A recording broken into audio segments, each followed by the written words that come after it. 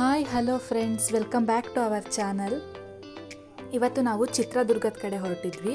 ಹಾಗೆ ಹೋಗುವಾಗ ದಾರಿ ಮಧ್ಯದಲ್ಲಿ ಹೊಳಲ್ಕೆರೆ ಅಂತ ಒಂದು ಊರು ಸಿಗುತ್ತೆ. ಅಲ್ಲಿ ಒಂದು ಟೆಂಪಲ್ಸ್ ಫೇಮಸ್ ಅಂತ ಹೇಳಿದರು. ಹಾಗೆ ನೋಡ್ಕೊಂಡು ಹೋಗೋಣ ಅಂತ ಬಂದಿದ್ದೀವಿ.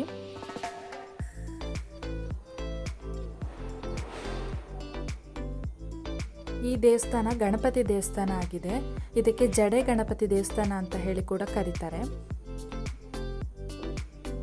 ಈ ದೇವಸ್ಥಾನಕ್ಕೆ ತುಂಬ ಜನ ಹರಕೆ ಸಲ್ಲಿಸಕ್ಕಂತ ಹೇಳಿ ಬರ್ತಾರೆ. ನೋಡಿ, ಇಲ್ಲಿ ಒಂದು ದೊಡ್ಡ ವಿಗ್ರಹ ಗಣಪತಿ ಕಾಣ್ತಾ ಇದೆಯಲ್ಲ, ಇದು ಕರ್ನಾಟಕದ ಅತಿ ದೊಡ್ಡ ವಿಗ್ರಹಗಳಲ್ಲಿ 4ನೇ ಸ್ಥಾನ ಪಡೆದಿರುವಂಥ ವಿಗ್ರಹ ಆಗಿದೆ.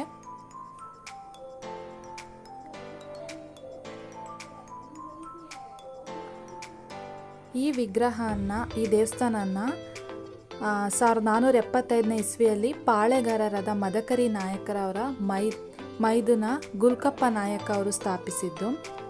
ಆಗದು ದೇವಸ್ಥಾನ ತುಂಬ ಹಳೆಯದಿತ್ತು. ಈಗ ಅದನ್ನು ಜೀರ್ಣೋದ್ಧಾರ ಮಾಡಿ ಚೆನ್ನಾಗಿ ಕಟ್ಟಿದ್ದಾರೆ. ಈ ದೇವಸ್ಥಾನದಲ್ಲಿ ಸ್ಪೆಷಾಲಿಟಿ ಏನಂತ ಹೇಳಿದರೆ, ಗಣಪತಿಯ ವಿಗ್ರಹದ ಹಿಂದೆ ಜಡೆ ಇದೆ. ಆ ಜಡೆಗೆ ಬಂದು ಭಕ್ತಾದಿಗಳೆಲ್ಲ ಪೂಜೆ ಮಾಡಿ ಹೋಗ್ತಾರೆ. ಏನಾದರೂ ಹರಕೆಗಳನ್ನು ಹೇಳಿಕೊಂಡು ಅದೇನಾದರೂ ಈಡೇರಿದರೆ ಆ ಜಡೆಗೆ ಬಂದು ಗಂಧ ಇರ್ಬೋದು, ಬೆಣ್ಣೆಯನ್ನು ಸವರಿ ಹೋಗ್ತಾರೆ. ನೋಡಿ, ಕಾಣಿಸ್ತಾ ಇದೆಯಲ್ಲ, ಇದೇ ಜಡೆ.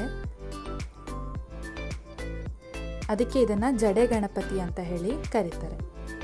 ಇದು ಚಿತ್ರದುರ್ಗದ ಸುತ್ತಮುತ್ತ ಹೊಳಲ್ಕೆರೆಯಲ್ಲೆಲ್ಲ ತುಂಬ ಫೇಮಸ್ ಆಗಿರುವಂತಹ ದೇವಸ್ಥಾನ ಆಗಿದೆ.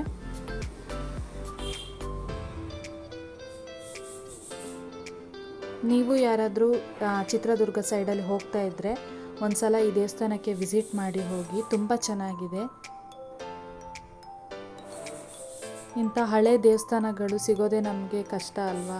ಅಲ್ಲಿನ ಒಂದು ಇತಿಹಾಸನ ಕೇಳಿಕೊಂಡು ನೋಡ್ಕೊಂಡು ಹೋಗೋದು ಚೆನ್ನಾಗಿ ಅನಿಸುತ್ತೆ. ನೋಡಿ, ಎಷ್ಟು ಚೆನ್ನಾಗಿ ದೇವರಿಗೆ ಅಲಂಕಾರ ಮಾಡಿದ್ದಾರೆ. ಹಾಗೆ ಇಲ್ಲಿ ಸಂಕಷ್ಟ ಚತುರ್ಥಿ ದಿನ ಸುಮಾರು ಜನ ಭಕ್ತರು ಇಲ್ಲಿಗೆ ಬಂದು ಸೇರ್ತಾರಂತೆ.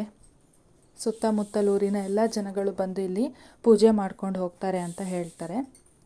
ಅಷ್ಟು ಒಂದು ಫೇಮಸ್ ಮತ್ತು ಅಷ್ಟೊಂದು ಶಕ್ತಿ ಇರುವಂಥ ಗಣಪತಿ ಆಗಿದೆ ಇದು. ಹಾಗೆ ಯಾರ್ಯಾರು ಈ ದೇವಸ್ಥಾನಕ್ಕೆ ಆಲ್ರೆಡಿ ಹೋಗಿದ್ದೀರಾ ಕಮೆಂಟ್ ಬಾಕ್ಸಲ್ಲಿ ತಿಳಿಸಿ.